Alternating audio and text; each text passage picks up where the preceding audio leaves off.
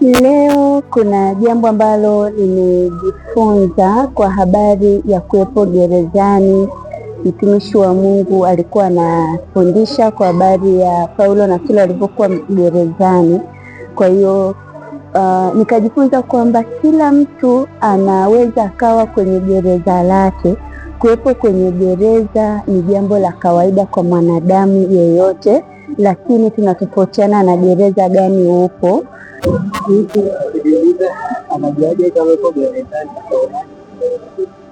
Yeah.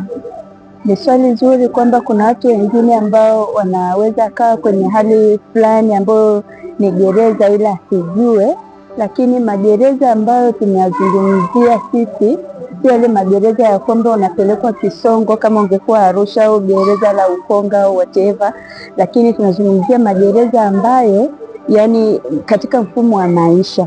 Mfano, mtu anapambana na malezi, mtoto wake anamsumbua, ama mtu yuko kwenye mahusiano lakini mahusiano yake hayako vizuri, hilo ni gereza. Gereza ni hali ambayo inamfanya mtu asiwe na uhuru.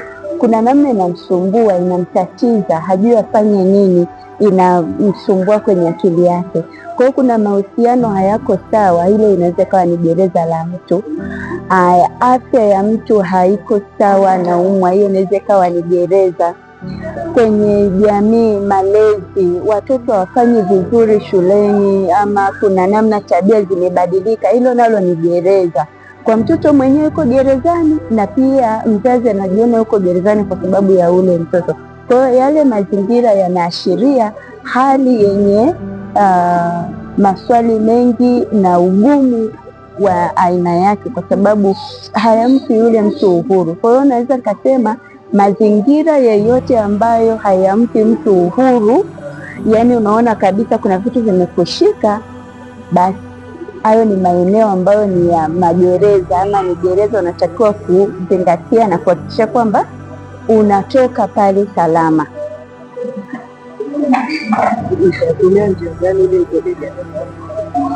Njia zipo nyingi.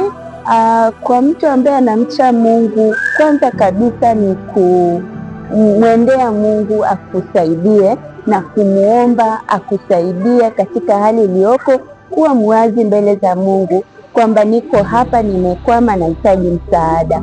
Pili, unaweza ukatafuta mtu unayemwamini, mtu sahihi kwako, ukamwelezea akaweza kukupa mbinu za kutoka hapo, ama hata kama akusaidia akakutia moyo kwenye wakati huo. Unajua mtu akiwa gerezani bana, akiona mtu anamtia moyo, anatiwa nguvu, anakuwa na tumaini jipya.